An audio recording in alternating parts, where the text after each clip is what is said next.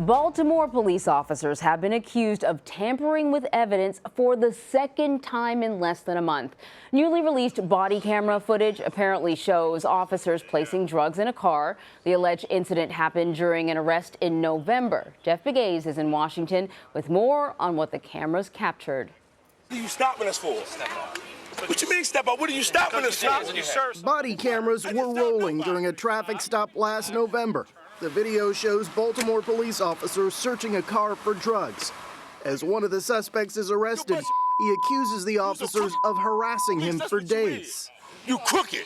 You shut up. That's what you do. According to the public defender's office, the officers found nothing in the car until turning their body cameras off. When the cameras came back on, an officer is seen squatting by the driver's side of the suspect's car, apparently unaware that he's being recorded. He then stands up and steps back. About 30 seconds pass, another officer approaches the car. Did anybody check this? That officer then squats down and pulls out a bag of drugs. Frankly, when it's your word against the police, it's quite an uphill climb for a lot of people in Baltimore City. And Attorney Joshua Inslee says the footage absolves his client Shamira Collins, who was facing drug charges after the incident. she didn't think anybody would believe her, but the cameras were all rolling, and she ended up being vindicated. The Baltimore police said in a statement, anytime an allegation of misconduct is made against an officer, they take it seriously and investigate it fully. This is the second time in recent weeks Baltimore officers have been accused of planting evidence. Body camera footage released about 2 weeks ago involving different Baltimore police officers allegedly shows drugs being planted in a backyard.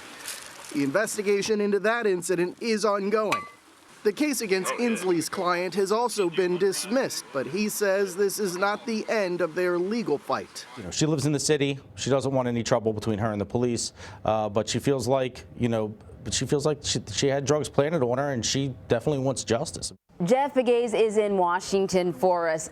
Jeff, you mentioned this is now the second time in just a few weeks that we've seen a similar sort of video where it certainly appears as if Baltimore police are planting evidence. The public must be outraged. What sort of reaction are you hearing? Well, the question is there a pattern here? And whenever you have these types of incidents, well, there are going to be people in the community who are going to ask more questions and perhaps take a closer look at some of the other body cam footage that is out there against some of these people who are trying to defend themselves in court, some of whom may still be locked up behind bars. And so this is a problem for the police department, a police department that has been criticized in the past for excessive use of force. They have a police commissioner there, Kevin Davis, who has tried to reform this police department, and this is the kind of incident that does not help his effort to do that. So, listen, you said that there's, there are efforts to reform the police department. Why is it so difficult? Well, it's difficult because these are complicated and emotional issues. Yeah. And in some of these cases, the reality is there are suspects. The first case that I covered about 2 weeks ago where an officer was accused of manufacturing evidence. The suspect in that case was locked up for 7 months before he was cleared. And so that's why this is difficult. You have lives on the other end of this. You have police officers who,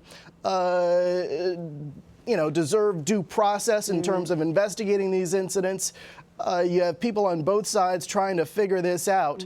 And keep in mind, these are body cameras that have been introduced across the country as a form of increasing transparency with these police departments. Well, no one really talked about the downside of that when it comes to these types of incidents where you see these allegations of video being edited or stopped or evidence allegedly being planted.